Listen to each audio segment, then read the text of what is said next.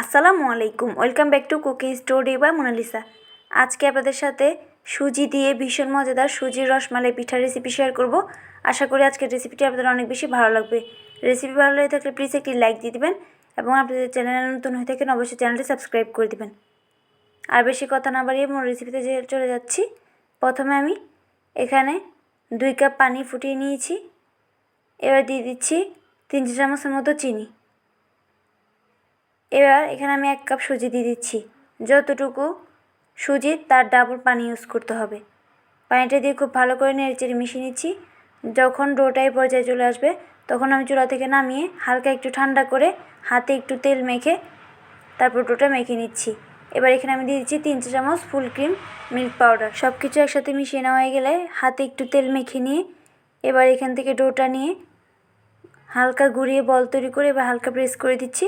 ব্যাস, খুব সহজেই তৈরি হয়ে গেল।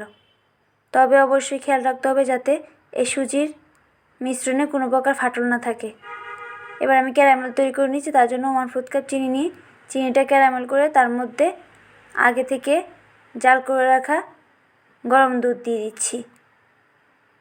দুধটা দিয়ে খুব ভালো করে মিশিয়ে নিচ্ছি। এবার ফ্লেভারের জন্য দিয়ে দিচ্ছি 1 টুকরো দারুচিনি, 2টা মুখ ফাটিয়ে নেওয়া এলাচ। মিষ্টির জন্য দিয়ে দিচ্ছি আরও 1/2 কাপ চিনি।